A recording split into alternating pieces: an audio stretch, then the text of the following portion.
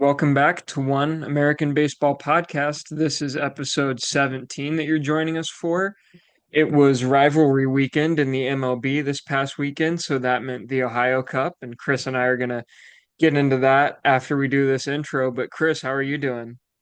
Jaden, all I'm gonna say is that I'm glad we had that little 24-hour cooldown period, or else I think I would have said some things that I would have regretted yesterday. But I'm doing well. It's Monday. It was a beautiful weekend. Guardians were swept by the Reds, obviously, but it's uh, it's okay playing the Twins tonight. So the opportunity to bounce back.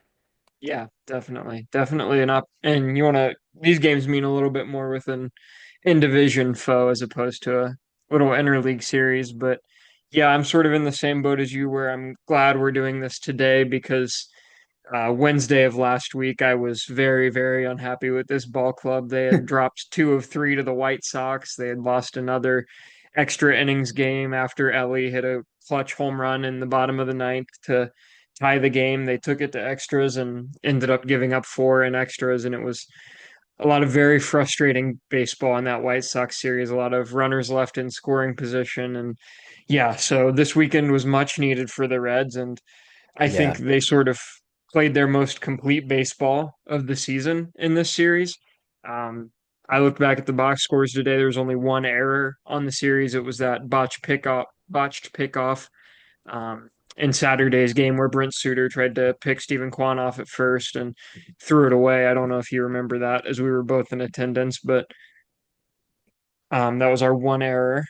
Um, I think I remember that. Yeah, yeah, it was early on in the game, so really yeah, just, this is a team that I've said, and I think a lot of people within the Reds organization have said they need to play very clean baseball to win games, and this Guardian series was, I think, the cleanest baseball they've played all year. It wasn't like they were blowing you guys out of the water in any of the games. It was 5-4 and 3 runs scored for the Reds. It wasn't like they scored 14 one game or 24 one game or something like that. And they ended up sweeping the series. So I think, a lot of it was just very good situational hitting after that White Sox series where we couldn't seem to move a guy off second base if he got there. We did a lot better at that this weekend, getting guys home, getting guys over. Something that really stood out to me was, again, in that Saturday game, Santiago performed the fake bunt to perfection. He showed bunt, got the infield moving around. TJ Friedel was on second, so I think first base was crashing to try and get TJ at third if they could. And he pulled the bunt back at the last, or once the pitcher sort of got through his windup and just poked it over second base to score TJ Friedel. Um, he got into scoring position. I can't remember how we moved him over from first to second. It might have been a steal, but he that gets to sounds right. second, and then Austin Hayes doubled him home on that ball that was almost out. So, yeah, just lots of good situational hitting in the series, but I think that was the perfect example of what the Reds have to do to win ball games. Um, and I really like that from Santiago. I think, we were both in attendance and we weren't sitting together, but I texted you right after that and I said that's good baseball right there. So Yeah. um Saturday was just a really great game. I'm gonna come back to it again here. It was a bullpen game and it was beautifully managed by Tito, beautifully handled by all the guys in our bullpen. You really couldn't have asked for a much better game out of a bullpen game. Case Petty was slated to start. He had made two starts prior, and they were not pretty. He had like a 27 ERA going into Saturday. Late Friday, Tito announced that Brent Suter would open the game, and I was advocating for that prior to that announcement being made. So I don't know if the Reds maybe need to look at hiring me on as a consultant or something, but I think it might be worth their time to at least consider it. Suter went three scoreless. Brent Suter's been amazing for this team. I really can't state how important he's been. He's given a lot of really good, like just eating innings out of the bullpen. He's been that in that opener role twice and has been great both times. I think his ERA is right around 2. I mean, he's just been amazing this season. So Suter goes three scoreless. Lyon Richardson went 2 innings of 1 run ball. It was the Daniel Schneemann home run that he gave up Luis May came in and threw a scoreless inning.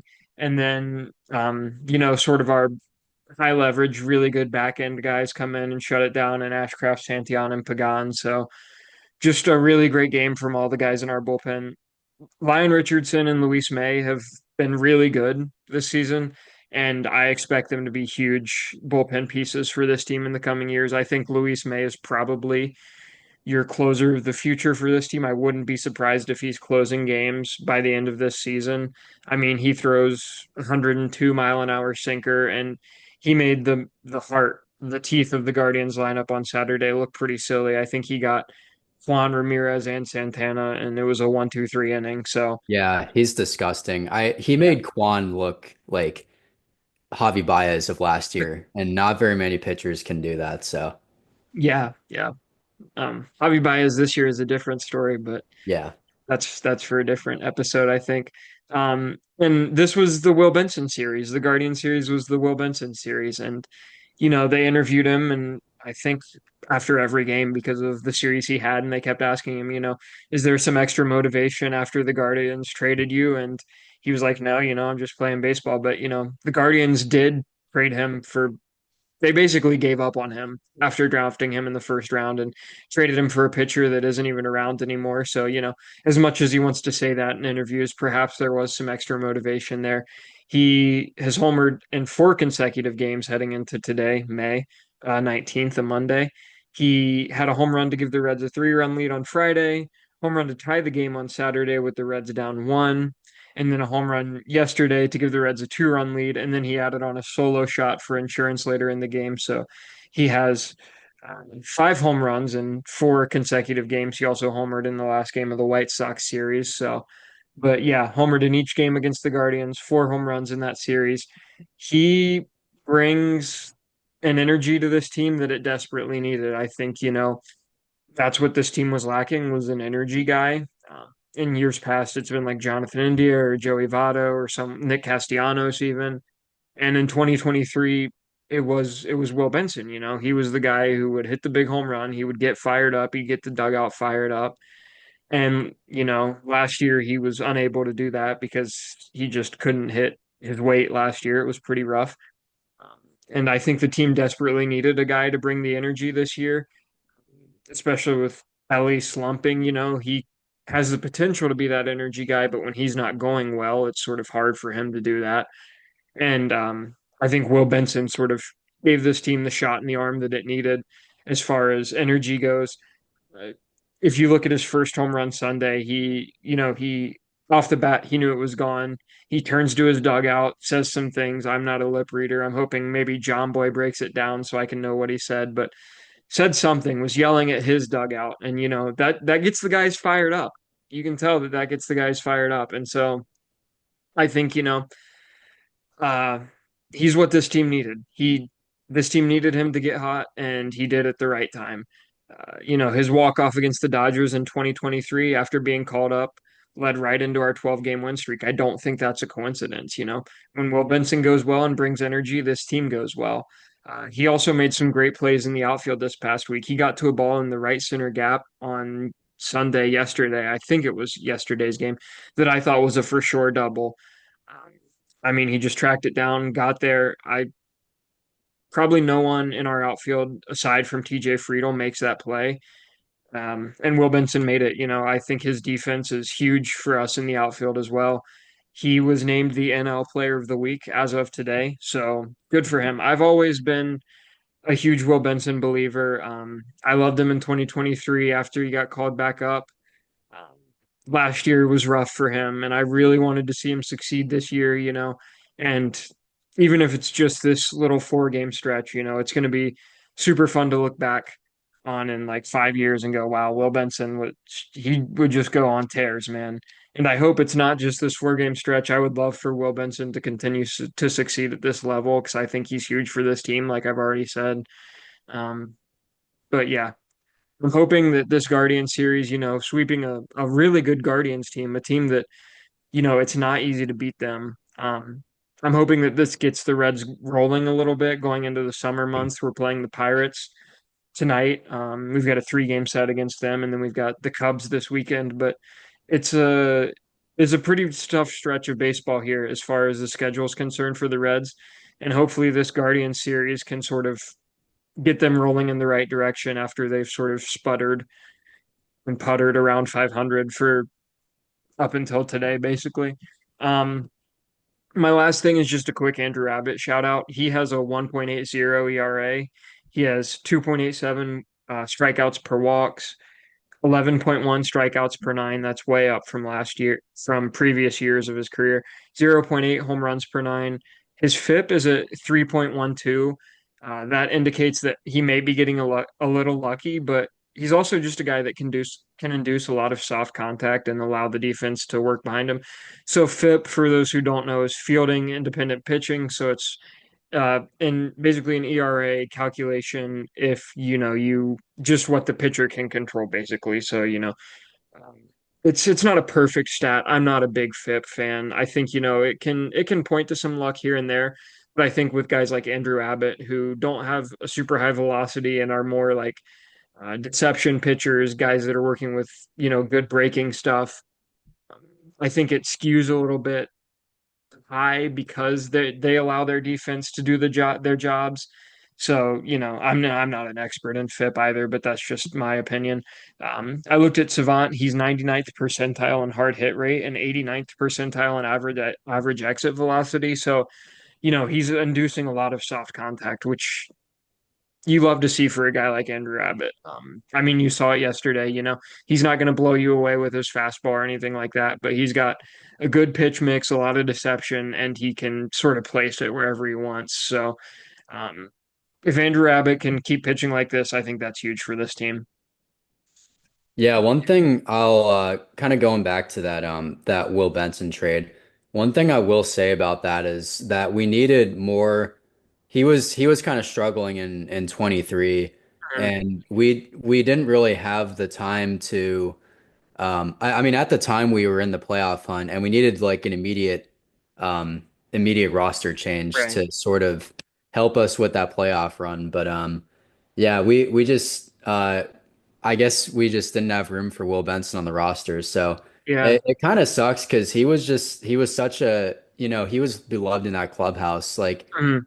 I'd see him all the time with like Stephen Kwan and Bo Naylor, um, Tristan McKenzie, like those guys. They'd be hanging out all the time. So um, it does kind of suck to see a guy like that leave, and then. But I'm happy that he seems like a good guy. So I'm Yeah. happy that Yeah. he's having success. It's just when it's against the Guardians, that's when I don't really like it. But Right. yeah, getting into my side of things, I'm gonna kind of keep this short and sweet with as far as like the Guardians complaints go because it's nothing that I haven't already said on like previous Mhm. episodes. So especially during the Red series, the Guardians just had a complete lack of timely hitting, and that's just quite frankly what lost the Guardians the series. Um, they couldn't make adjustments quick enough to sort of make the other adjustments that the Reds were doing throughout the ball game. So it happens. Baseball is a game of failure, and the Guardians were 1 for 12 on yesterday with runners in scoring position. I don't have the stats pulled up from the rest of the weekend, but the Guardians were pretty similar with runners in scoring position. They didn't really get anything going all weekend. Um, Also, a little bit of bad luck got to us this weekend, I think, and that's not to make an excuse for getting swept for the series. At the end of the day, you got to take care of what you could take care of, and you can't blame getting swept on just luck. But with that said, the Guardians did not really get a lot to go their way this weekend. So, game one of the series on Friday night, Santana hit a fly ball in the ninth inning, which there were some storms that were starting to roll in and the Yeah. wind was just all of a sudden blowing in from right field. It was a 5-4 ball game, and Santana hit one deep out to right field, and the ball just stalled out in right field. And I have a feeling that if it was like I don't know, an hour and a half earlier when the weather was a little bit more regulated, I think that would have Mhm. been out, and that would have maybe tied the game. So Yeah. we could be having a completely different conversation today if the Guardians had won game one of the series, and it wouldn't have been such a like a one-sided series like we're Right. talking about now. So um, there's also on Sunday there was a Stephen Kwan foul ball about 2 feet from being a double in the ninth inning. Um, this would have made it so it was Jose Ramirez. No, somebody was on second base with nobody out, and that would have made it a 3-2 ball game with the tying run on in scoring position in the Mhm. ninth inning. Instead, Quan popped out later in the at bat, and it was runner on second with nobody out, and we just couldn't get anything going after that. So that just kind of sucks to see. You like in a situation like that, it's just. It takes a lot of wind out of your sail when you're all series, you can't get anything to go your way. Then you're finally at the point of breaking free, and then not even that can go your way. It's just barely foul. So, um, yeah, I think that the Guardians didn't really play terrible this series. Definitely, yeah. Um, they just couldn't really they couldn't really take care of things when it mattered. So, but that's pretty much that. There are some more overarching things that I think came to my mind this week, such as the lineup construction. Mhm. Steven has been trying a lot of different things with the lineup this year, which I like. I noticed that Jose Ramirez was hitting second in the last 2 games of the Cincinnati series. I touched on his career statistics, hitting second in the order versus third, and there is a very big difference between his OPS and the two hole versus the three hole. His OPS in the three hole is in the 900s, and he has thousands and thousands of at bats. In the three hole, that's predominantly where he's hit throughout his career. And in the two hole, he's played probably a little bit more than a full season in his career, and he has like a 750 OPS in the two hole. So I just wanted to kind of touch on that again. Um, going back to that Friday game, Nolan Jones was hitting second, which it makes sense that Nolan Jones was hitting second, right? Because Brady Singer was on the mound, and throughout Nolan Jones's career, he was five for I want to say 5 for 8 or 5 for 9 in his career against Brady Singer. So it made sense to have Nolan Jones hit second that game. But with that said, Stephen Vogt didn't switch Nolan Jones out later in the game for I don't know somebody off the bench Mhm. to hit in the second hole because Jones has not been doing well this year. He has a 175 average with a 571 OPS. I think that I don't have the lineup pulled up from Friday, but just kind of going off top of my head, Schneemann, Martinez, or Santana would have made a little bit more sense in the two spot. I know that Santana was already in the lineup, but I think my point stands that somebody should have gotten subbed in for Nolan Jones. Um, there was after Brady Singer was out, it was just pretty much an automatic out between Stephen Kwan and Jose Ramirez. So and after Santana hit that fly ball, there wasn't really anybody on base, so that would have been a solo homer if that ball had gotten out. So that could have been a completely different ball game on Friday if the lineup, not if the lineup was constructed differently, but I think if the game was managed throughout the game or a little bit differently throughout the game. Um, and it seems like Nolan Jones is a little bit more comfortable lower in the lineup anyway. He had a couple hits on Saturday when he hit ninth, and he went 0 for 4 on Friday when he was in the two spots. So I think it makes a little bit more sense to keep Nolan Jones and near the back of the order while he's not doing well, just to keep the pressure off him. Um, but yeah, I'll get into John Kenzie Noel as well. So I think that sort of like the Guardians, if they want to take my advice here, I think John Kenzie Noel needs to be sent down. Um, this year he has a 150 batting average with 2 home runs, 9 RBIs, a 429 OPS. That's not going to get you many at bats, and he's not getting much playing time as it is. And I think it's a negative cycle of you're not getting enough at bats, and then you put too much pressure on yourself to do to have a big at bat to earn more playing time, and then finally get more comfortable in the batter's box. And he seems so uncomfortable at the plate the whole season. And MLB, you're not gonna be able to work on things. And John Kenzie Noel obviously has a lot to work on at the plate. So I think that it is in everybody's best interest to send John Kenzie Noel down and just have him work on his plate discipline in AAA. Just get comfortable at the plate. So Yeah, Chris, if I can touch on John Kenzie here for a second. Yesterday, I know the Reds broadcast touch on the Guardians sort of hoping that he would be a left-handed killer, sort of a platoon bat that you can stick in there against lefties, and he's really going to do well. And obviously, Andrew Abbott on the mound yesterday, a lefty, and yeah, I mhm. mean, he really struggled against Andrew Abbott. It looked like he wasn't seeing anything, and Yeah. some of that is Andrew Abbott is a really good pitcher. Like I said, he's got a good pitch mix with a lot of deception, but yeah, I mean he swung at some things that you don't really want to see a guy at the major league swing at. So yeah, I'm with you on that maybe. Yeah, the Guardians also been facing a lot of right-handed starting pitchers, so Hmm. it's kind of luck of the draw when it comes to that. You can't really control obviously who starts against you. So, Right. um, having a guy, I mean, he's a like our age, like Yeah. he's 23. Um, it's really hard to have a guy like that have such a specialty on this team, with how much power he has, but at the same time, how I guess raw he is plate discipline wise. Right. Um, but yeah, moving on from John Kent Noel, the last kind of storyline I have kind of overarching from this week is Tanner Bybee. I think it's time to have a conversation about what how Tanner Bybie's been doing this year.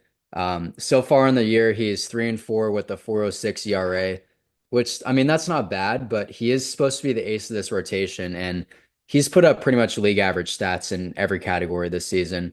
Um, his expected ERA is 4.14, so. Um, Going back to the field independent pitching, what Jaden was talking about, Tanner Bybee's FIP is 5.65, which is extremely high. He's really relying on that defense very heavily. His baseball savant page has a lot of blue on it, right? So which means that he's very low as far as percentiles go. His chase rate is very, very low. It's in the third percentile. Barrel rate has heavily regressed from last season. Barrel rate is, I think, probably like 30th percentile. Um, his strikeout per nine rate is down from 9.7 last season to 6.2 so far this year. His walk rate is up from 2.3 to 3.0 walks per nine. Um, I think we're getting to be at a big enough sample size to where we can read into his stats, and I think it's not like unfair to conclude that something needs to change with, Tanner Bybee needs to make some adjustments. Hmm. And, um, I think this is more than just having a few rough outings. I think that this is more of like he added some pitches to his arsenal this season. And I think that he's trying to be a little bit too fine out there, like he's trying to just locate the ball perfectly. And that results in having a lot of, high pitches. Like Hmm. he doesn't really seem super relaxed out there in the mound. And, I think that he's sort of strayed away from what has made him successful in the past. And that's getting a lot of swings and misses and commanding the ball well. And he hasn't really done either of that this season so far. So I'm really hoping that Tanner Bybee turns a corner, and this team really, really needs him to step up and be the ace of this team again, which I know that he's capable of. So, um, but yeah, going in this week, which I already kind of touched on, the Guardians have a really tough 3-game series in Minnesota. The Twins are coming off of, they lost yesterday, but they had a 13-game winning streak going into yesterday. Um, there's you saw from both teams this week, right? The Reds were really cold going into the series, and then they played some of their best baseball of the year.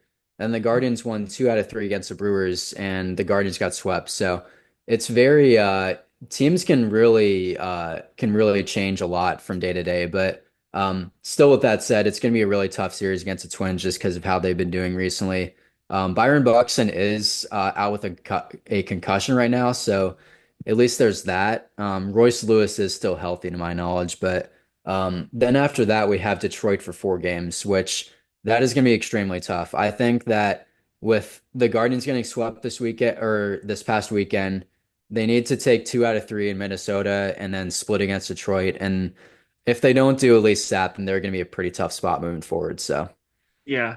Yeah. You know, before we move on to our next segment, I just, I think this was a fun weekend of baseball. Despite the Guardians, it was obviously more fun for me than for you, obviously, Yeah. but it felt like a really pure series of baseball, like neither Yeah. team made a lot of mistakes. All Hmm. games were like interesting up until the last out. Yeah. Um it was an exciting series of baseball, more for me than for you. Um but yeah, it felt like, that was the first series in a while where the Reds played a complete series, which was nice. And yeah, I think I'm going to touch more on the rivalry weekend when we get into our around the league stuff. But yeah, I was a big fan of it. The Ohio Cup finally being a weekend series was nice. Um, but yeah, I really enjoyed this weekend of baseball. Fun series. Yeah, and I think the Guardians, showed that they're even in a sweep. I think they showed that they're a capable team. They were never out of any of those Yeah. games. Another thing that I will say about the Guardians is that they played some really bad baseball for a few games a couple weeks Mhm. ago against, like the Red Sox, and then they went on they got really hot after that all of a Right. sudden. And they had another, obviously really tough weekend this weekend, but they didn't play nearly as bad at baseball as they did when they were playing some really bad baseball a couple weeks ago. They got blown out two straight games. They had outfielders, they had position players pitching two straight games. So Yeah. I think that although progress is never going to be linear, but I think that this team is making progress, even though they perhaps took some steps back as far as their production with runners in scoring positions. So um, Yeah. it happens. It's baseball. You gotta take the magnifying glass off sometimes and remind yourself that it's a 162 game season and a 4 game losing streak is not the end of the world. So Yeah. And you guys might have just caught the Reds at a bad time. It seems like the Reds are sort of doing this thing where yeah, they'll go about 4 games back of 500, then go on a 5 game win streak and get my hopes up, and then they'll, drop drop a couple winnable series and make me upset again. But so, maybe you guys just caught the Reds at the wrong time. yeah. It seems like the Reds always play to their competition, no Yeah. matter no matter what, no matter how good the team is. So Yeah, it's felt like that a lot this year. But that's enough of the Ohio Cup for now. Let's get into our around the league segment. I want to start with this: Pete Rose and Shoeless Joe Jackson, among others. Most of the Black Sox, also, I think all of them actually, were reinstated by Rob Manfred, and they are now eligible for the Hall of Fame. This came as a direct result of a petition from the Rose family to Rob Manfred, and Manfred ruled that those who have died while on the permanently ineligible list um, become eligible after their death. He stated that once someone dies, they can no longer be a threat to the integrity of the game, and so they are removed from the ineligible list.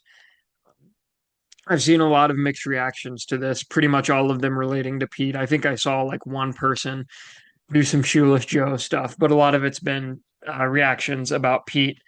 And Pete, for as good of a ball player as he was as bad of a person. It seems. There are a lot of things about Pete Rose that are not good, and it's not just the gambling. The gambling is probably the least of them, actually. yeah, Um, but and this is my opinion.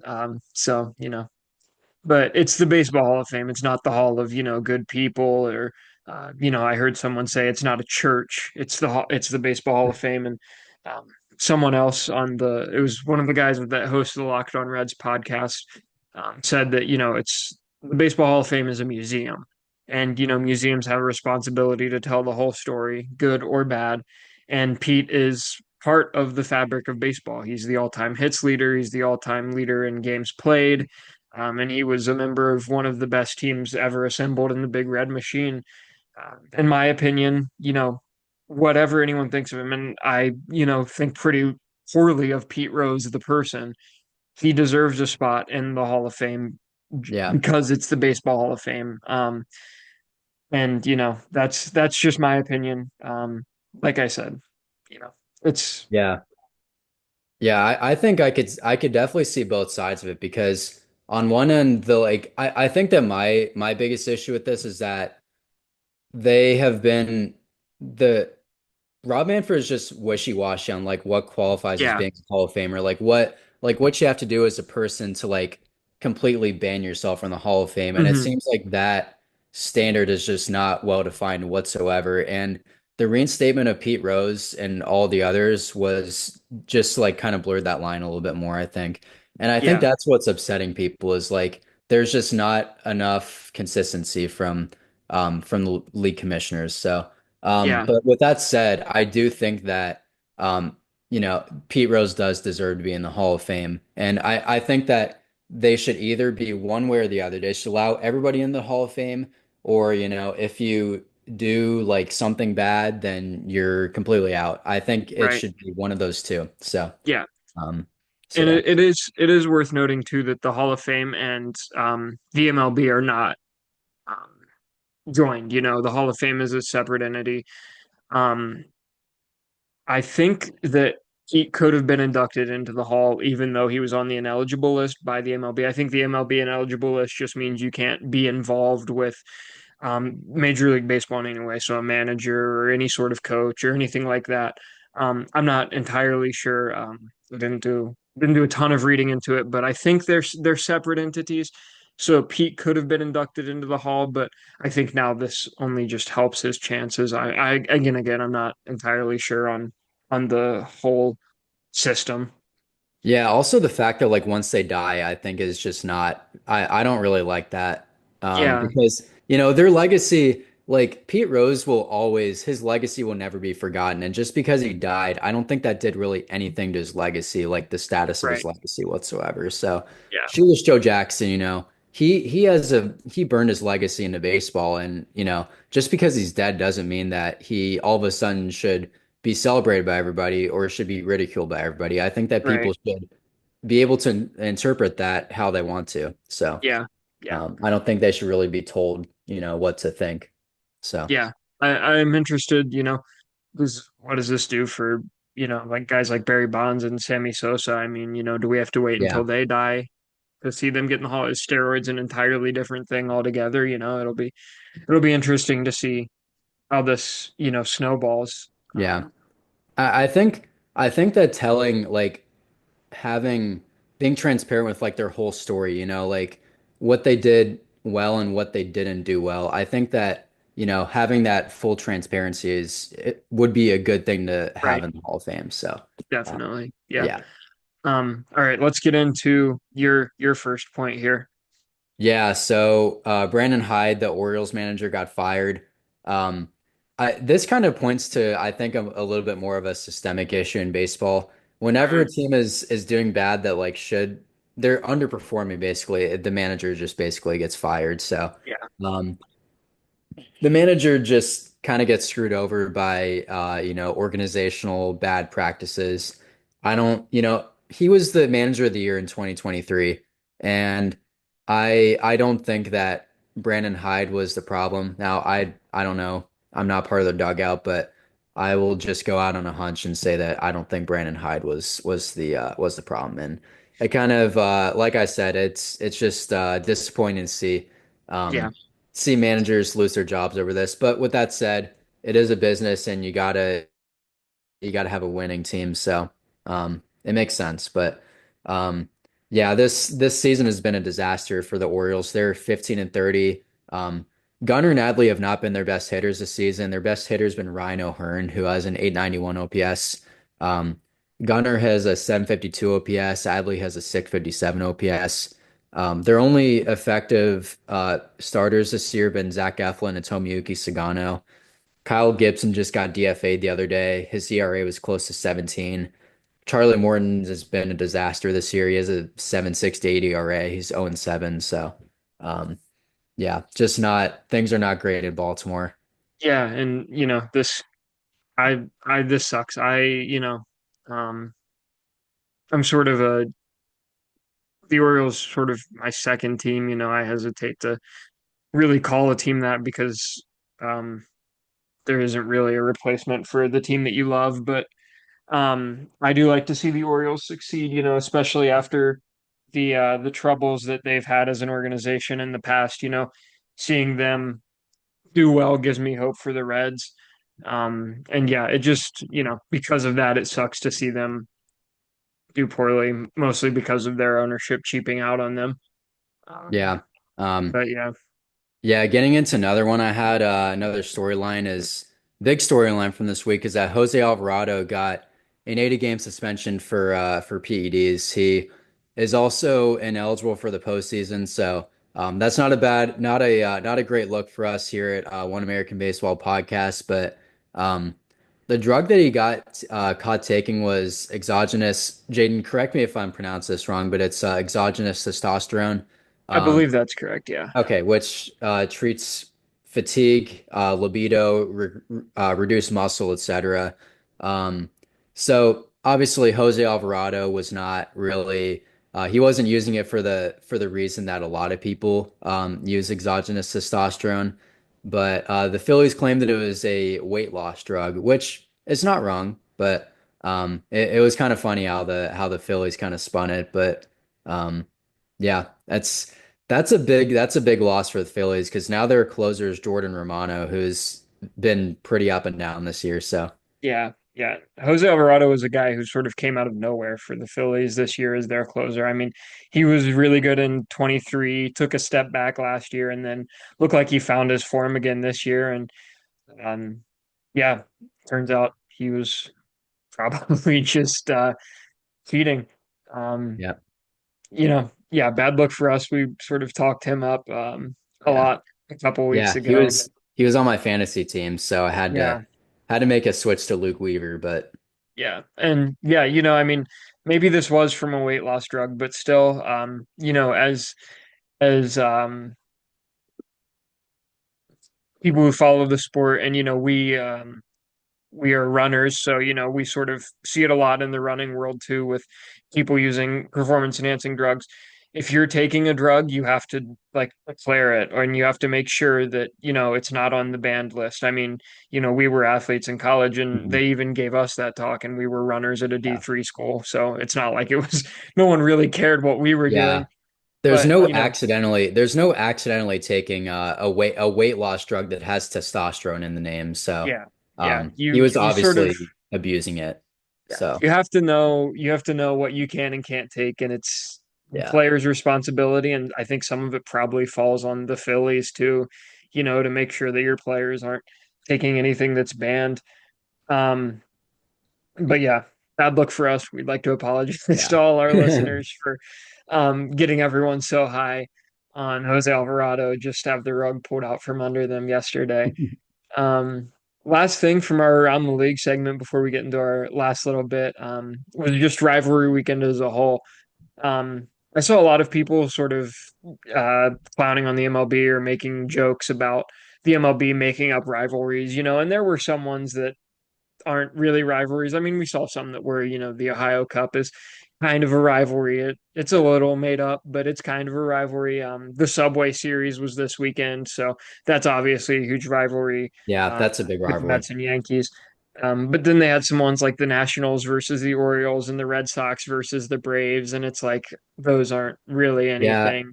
I would have liked to have seen Red Sox versus Yankees and then like I don't know, Mets versus Phillies or something like that. Yeah, yeah, I think that would have been a good way to do it. It felt like there was a lot of geographical matchups more than anything because the Phillies played the Pirates and Yeah. the Nationals and the Orioles both being right there. Say what you will about the matchups, it produced MLB's best weekend total attendance and average attendance prior to Memorial Day weekend since 2012. Um, and I think a lot of that hinges on them being geographical matchups and those finally being played on a weekend. Like we saw with the Yeah. Ohio Cup, it was a Tuesday, Wednesday, or Wednesday, Thursday, 2 game series.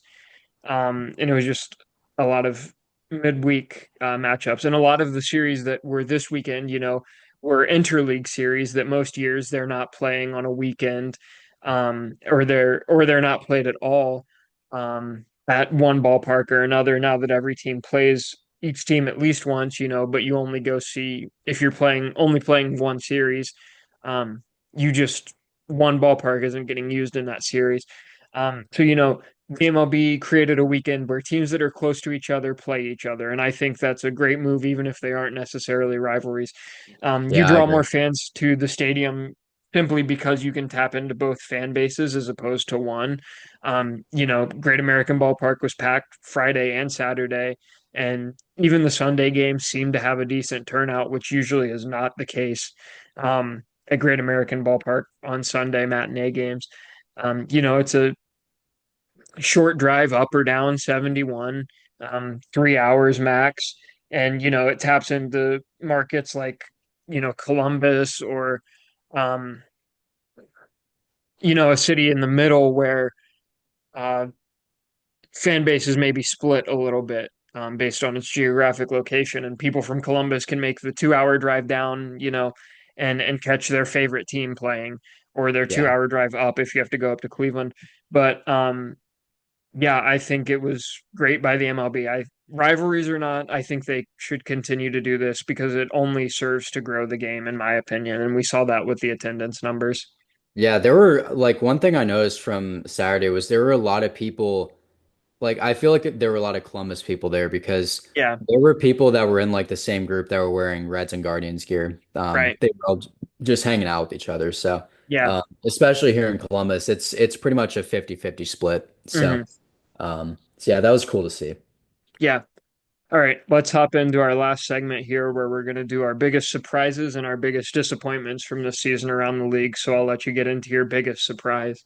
Yeah, my biggest surprise is Jacob Wilson. He came out of basically nowhere this year, and he is a lot of the same archetypes as like a Stephen Kwan or Arias. And I'm not just saying that. Like his bat to ball skills are just as elite as Stephen Kwan and Luis Arias. Hmm. He's hitting to a 333 average, 5 home runs, 26 RBIs, 837 OPS this year. And he's been a little cold recently. So he was hitting like 350, 360 like a week ago, Hmm. with like an 800, like 880 or 900 OPS or something. So really exciting. I feel like he has lit a spark in that athletics offense a lot this year, especially with Brent Rooker having a bit of a down year. Jacob Yeah. Wilson has been absolutely huge for that team. So Yeah. um, he's so fun to watch. Um, he has a really, I guess, we not weird, but he kind of moves around a lot in his Hmm. batting stance, and it's a little unorthodox. So Yeah. yeah, he's just a fun player. So Yeah. Jacob Wilson's my big I surprise. think the Athletics as a whole have just been a surprise this season with how good they've been. And yeah, Jacob Wilson is a big part of that. And, Yeah, those bat to ball guys are always a ton of fun to watch. It's sort of a throwback to the yeah. bygone days of baseball. You Uh, don't see much. You don't see many guys like that anymore. yeah, not definitely not. I'll get into my surprise now, and that's Hunter Brown of the Astros. He's a starting pitcher for them. He's got a 1.43 ERA and 9 starts, 67 strikeouts, 1.92 FIP. So FIP rears its ugly head again. He's obviously, I mean, the FIP and the ERA are really close, so that points to just he's really good. Um, 5.2 hits per nine, which leads MLB, 0.3 home runs per nine, which leads the AL, 10.6 strikeouts per nine, and a 0.892 whip. So sub one whip. That's elite for a starter. He's got 2.6 WAR already this year. He put up 2.6 WAR last year in 31 games.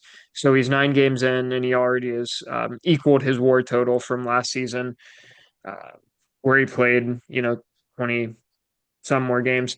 Um, he had an ERA of 5.09 in 2023 and an ERA of 3.49 in 2024. So I don't think anyone really would have expected Hunter Brown to be this elite through his first 9 starts. Sort of like Jacob Wilson just came out of nowhere.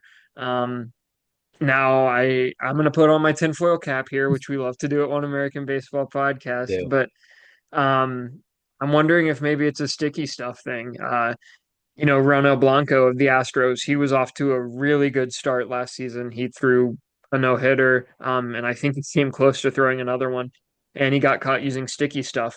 Um, the Astros are known cheaters. Um, I I have maybe a they're hard trying it again with time. Brown. I have a hard time buying into this one just because the umpires do like a sticky stuff check Yeah. after every inning. So unless they've just, they've done it as a formality now, and they just like, just if you've seen that clip of the security guard at that one baseball game where he's just like he's kind of all dazed out and it's just like Yeah, scanning people, not really with it, but that's what the kind of scenario I'm talking about with the umpires to be able to buy into this theory. So, yeah. um, yeah, I don't I know. find it hard to believe, but I wouldn't if something comes out about Hunter Ground using sticky stuff, I wouldn't be terribly surprised. So, Yeah. But for right now, I'm just going to assume that he's really good and he's carving batters up. yeah. And good for Hunter Brown. And I want to sneak an honorable mention in here. Javi Baez Hmm. has been For insane sure. this year with the Tigers. He's put up 1.7 WAR. Um, he put up negative 1.1 WAR last year, so he's playing way better than he has in a very long time. He's got a 291 batting average, a slugging 485, 811 OPS, 129 OPS plus. And they moved him out to center field, and he's been great as far as his defense out in center field. I mean, Javi's always had a great glove. Even when the bat wasn't there, he hung around because of how good he was at shortstop.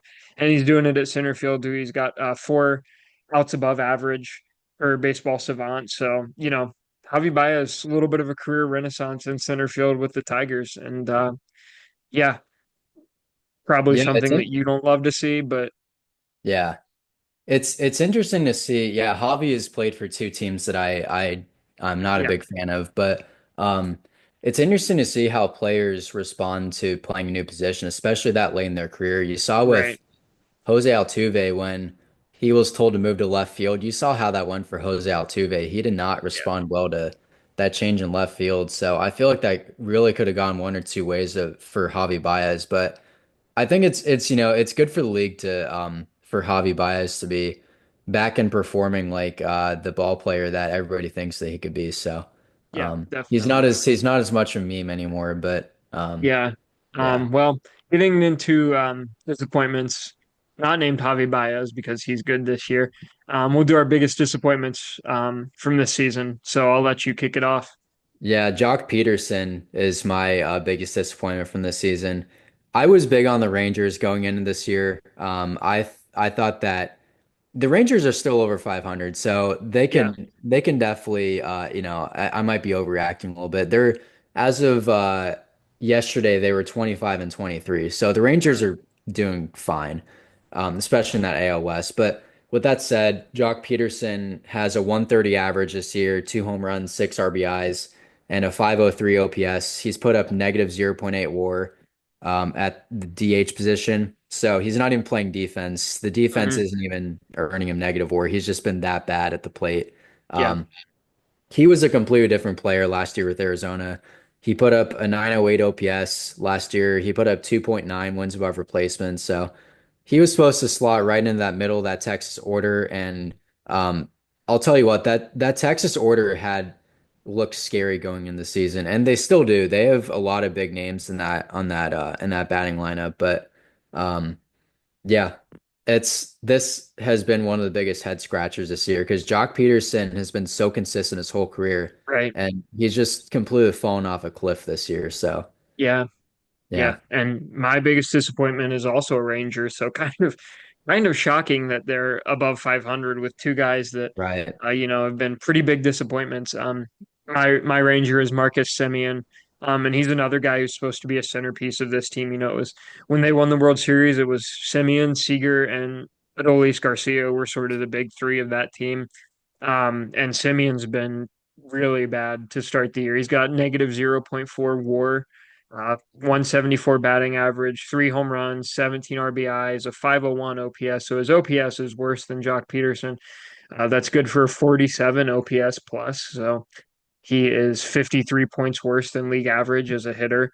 Um, and Marcus Simeon, not to take anything away from Jock Peterson, like you said, he's been consistently good throughout his whole career. But Marcus Simeon is a guy who's been a perennial All-Star and MVP contender when he's healthy. I mean, he's a level above Jock Peterson, even maybe Yeah, even two I agree. levels. He's one of the stars of the league. Marcus Simeon is, Mhm. and um, he has just not been good this year. And there's a lot of blue on his Savant page, So like you said earlier, that means pretty low in the percentiles of a lot of things. So um, yeah, I don't know what's going on with Marcus Simeon. He's been a guy who's struggled to stay healthy at times. So perhaps there's an injury that you know no one knows about or only the Rangers know about, and they're telling him to play through it. But yeah, um, pretty rough start for Marcus Simeon. A likable guy, so you hope he can figure it out. But I was looking into it. How are the Rangers this good with two of their you know bigger bats? Mhm. Struggling really, really poorly to start the season, and they're fifth in ERA. So I think it's the Yeah. pitching staff that's mostly been keeping them afloat. I was gonna say their starting rotation's really good. They Yeah. have Nathan Eovaldi, they have Jacob deGrom, Jack Leiter's broken out this Mhm. year, so yeah, their starting rotation's really good. Yeah. But yeah, tough season for the Rangers as far as the offense is concerned to kick it off. And Jake Berger got sent down to the minors, so that's another guy who is Yeah. supposed to be really good for them in the middle of that order. So Yeah. Yeah. I believe Wyatt Langford is also down in the minors for them right now. yeah, So, or not, maybe not Wyatt Langford, maybe Evan Carter, one of their two I young think Kevin outfielders. Carter. Yeah. Yeah, Yeah. But yeah, that's where we'll wrap up this episode. Thanks so much for listening to episode 17 of One American Baseball Podcast. Tell your friends, tell your family about it. Um, we love making these. We love talking baseball. So anyone else that can listen and interact with us about baseball, we would love to have them aboard. So keep sharing it. Keep listening. Thanks so much for listening, and we will see you next week. thank you.